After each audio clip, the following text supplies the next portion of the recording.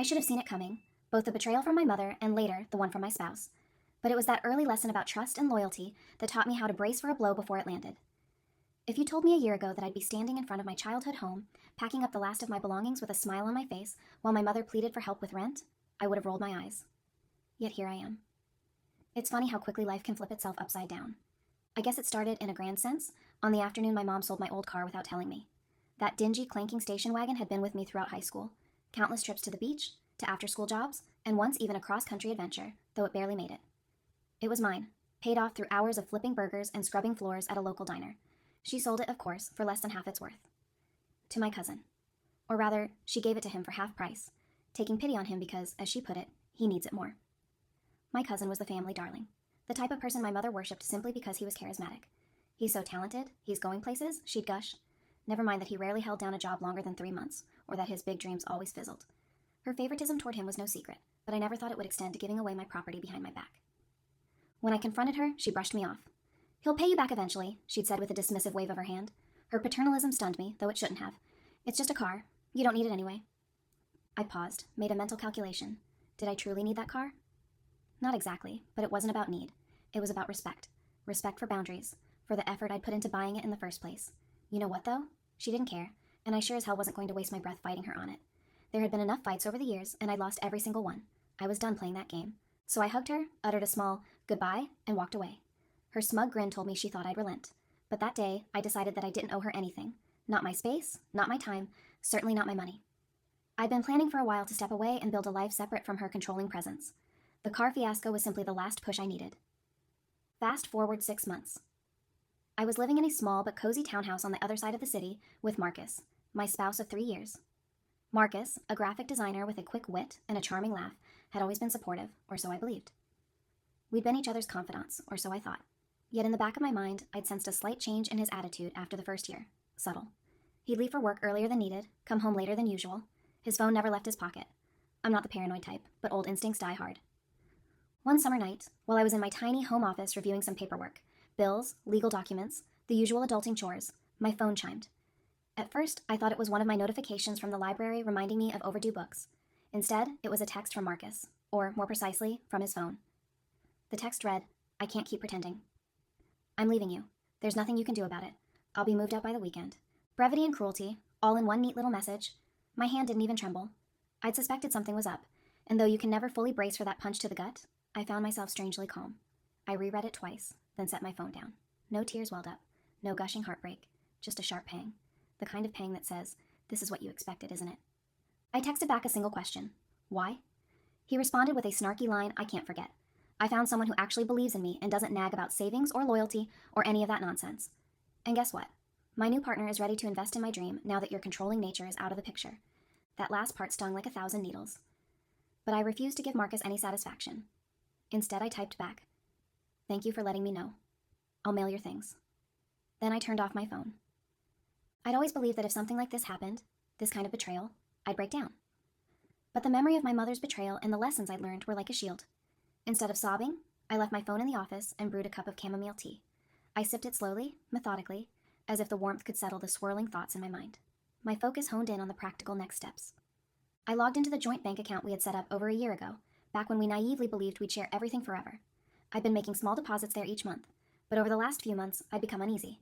Something about the way Marcus spent money, lavish dinners, new electronic gadgets, travel when we could hardly afford it, bothered me. I took precautionary measures. A few weeks earlier, I'd moved half of my personal funds out of our joint account, placing them securely into a separate savings account, in my name only. I had no intention of leaving Marcus penniless, just as I had no intention of being left penniless myself. Self-preservation was a lesson I'd learned well, courtesy of dear old Mom. Now, seeing his text only reaffirmed those wise moves. I stared at the joint balance. A modest sum remained.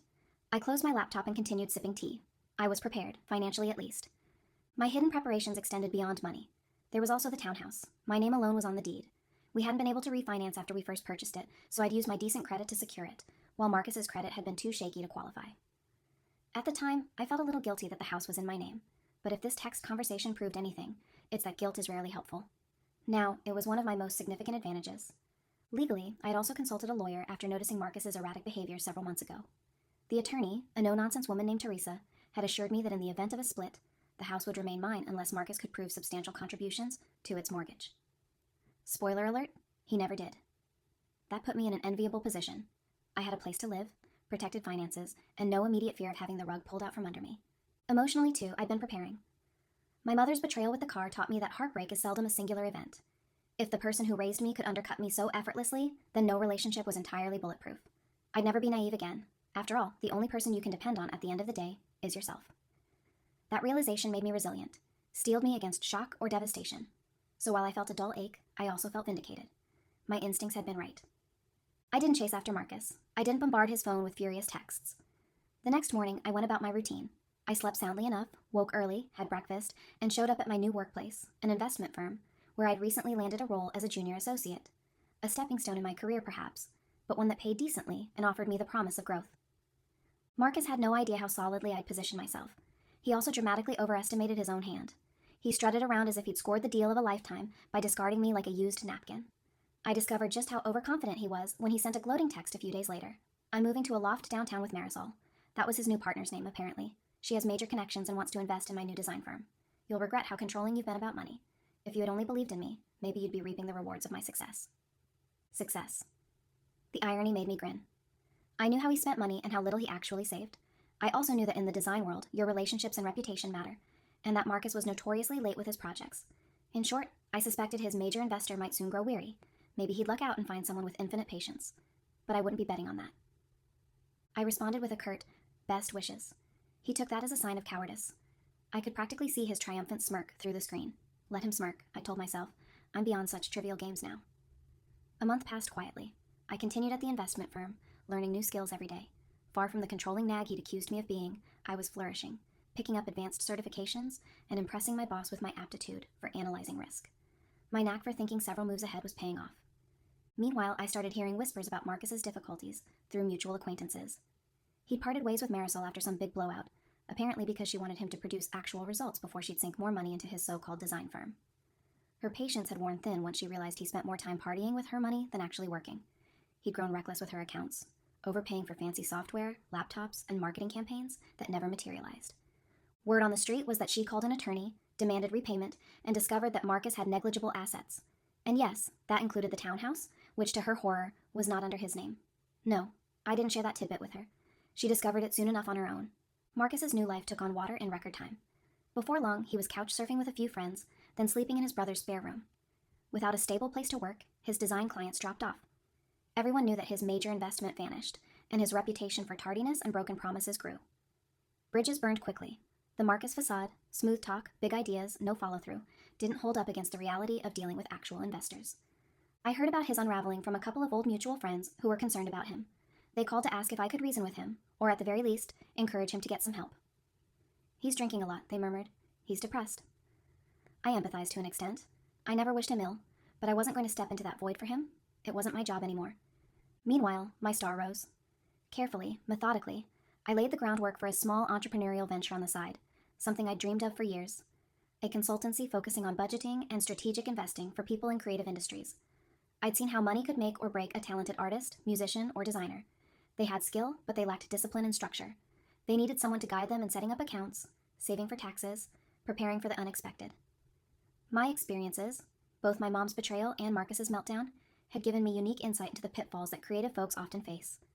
After working at the firm for several months and soaking up knowledge, I carefully launched my side business, starting with just a few clients I knew personally. Word spread that I wasn't just a bean counter. I understood the nuance of working in a field that's mercurial and unpredictable. My phone started ringing more often. Soon I had enough clients that I had to schedule them on weekends and evenings.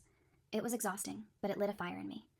It also made me realize that my mother's dismissive attitude, he needs it more, had actually pushed me to be self-sufficient. She may have done it out of favoritism, but ironically, her act had forced me to rely on myself. And I was better for it. My mother, on the other hand? Without my monthly help, I used to slip her some money whenever I could. Her finances were notoriously unstable. She struggled. She tried to guilt me, calling me at odd hours, leaving long voicemails about how I needed to be a good daughter. Blood is thicker than water, she'd say. Family takes care of each other. The same woman who sold my car behind my back was invoking family loyalty. It would have been comedic if it weren't so sad. At first, I simply ignored her messages. But one day, she left a voicemail that caught my attention. I know we've had our differences, but can't you see your poor mother is about to be evicted? I have no one else to turn to. Of course, I knew that was a lie. She could easily call my cousin, the proud new owner of my car, But her golden boy had lost that same car in an accident. Turns out he was equally irresponsible with property. He'd moved on to the next foolhardy scheme, apparently not returning her calls either. Ironic how the house of cards was collapsing. I tried to be magnanimous, but I couldn't help feeling a certain grim satisfaction as I pulled up in my new, gently used SUV, purchased entirely by me, to my mother's curb. The place hadn't changed much.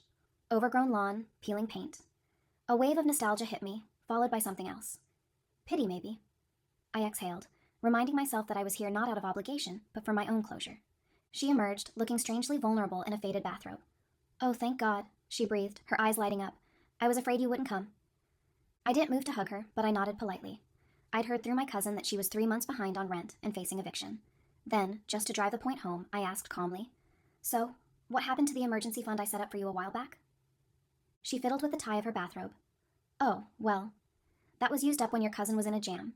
You know he had that audition in LA and needed a ticket, and I couldn't leave him hanging. He's family, after all." There it was again. Family. That word had a certain magical power for her, like a trump card that would compel me to do whatever she wanted. But for me, that card was long out of play. "I see." Her face twisted in desperation. "I hate to ask, but is there any way you could help me out? Just enough to keep me from getting evicted. I promise. I'll pay you back." The same line she'd used about my car. She never did pay me back, of course. Mom used to say how my cousin needed it more. Now she was the one in need. Before I could say anything, she kept going. "I'm sorry about the car. Really, he was going through such a rough patch, and—" I held up a hand, silencing her. I found no pleasure in humiliating her. I also wasn't about to let her think she could manipulate me again. "I understand," I said, "and I appreciate your apology, but I'm not in the position to help you financially right now." Her eyes widened. I rarely used that tone with her. Calm, composed, and final. You're not?" I shrugged gently. "I have responsibilities. My own mortgage, my business, and other investments. I'm sure you'll figure something out." She tried to speak, but the words jammed in her throat. Then tears prickled in the corners of her eyes, and she whispered, "But I'm your mother." I smiled. A small, somewhat sad smile. "Yes, you are. And you're resilient. I'm sure you'll find a way."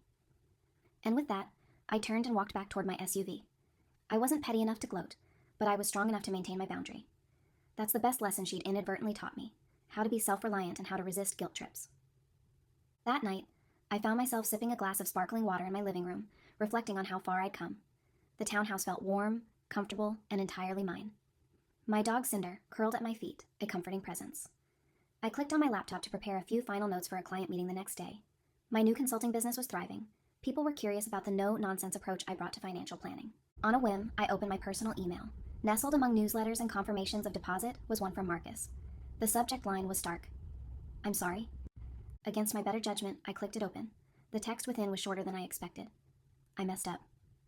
I'm losing my clients, Marisol's gone, and I'm behind on bills. I know you were trying to help us save, and I wish I hadn't called you controlling. I could really use your help right now. If there's any chance you can forgive me, and—" I stopped reading. The rest was presumably more pleas for money or forgiveness or some combination of the two.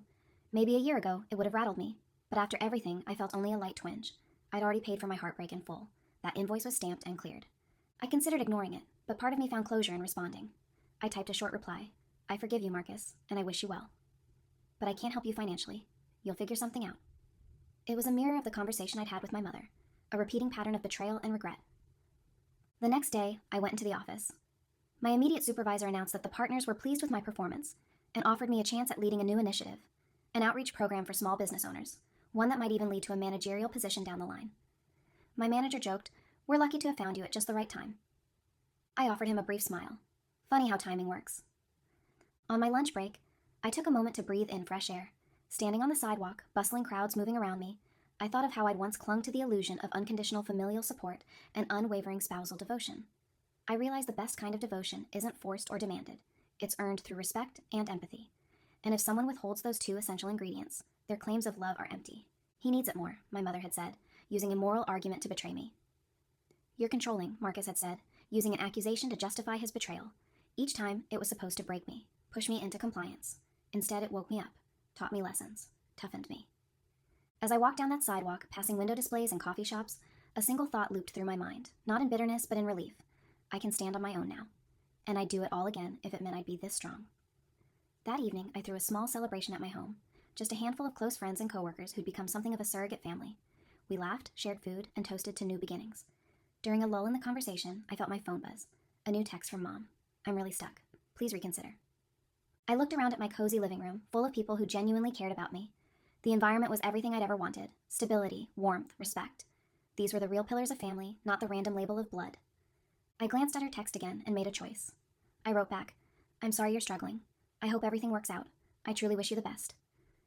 Then I placed the phone face down on a side table and returned to my friends. That was my final victory, choosing not to be consumed by bitterness or regret. I didn't need to fling insults or orchestrate elaborate acts of vengeance. Instead, my revenge was in my peace, in my forward momentum. I could see it in the eyes of the people around me, people who respected my boundaries, my intelligence, and my empathy. Over the next few months, I'd expand my business into a formal consultancy, picking up bigger clients. My mother's financial woes continued, as did Marcus's. They both tried to have me rescue them, but that time was past. That part of me had gone with the old car, the family-first illusions, and the heartbreak of a spouse's deception. In the end, I rose on my own strength. That's the greatest and sweetest triumph I could have ever imagined, and if there's any poetic justice to be savored, it's simply this. Sometimes, the best way to show someone they were wrong about you is by thriving without them. Indeed, in my final moments with my mother and with Marcus, I never had to say the words "I told you so." My success, my calm, and my very smile said it all.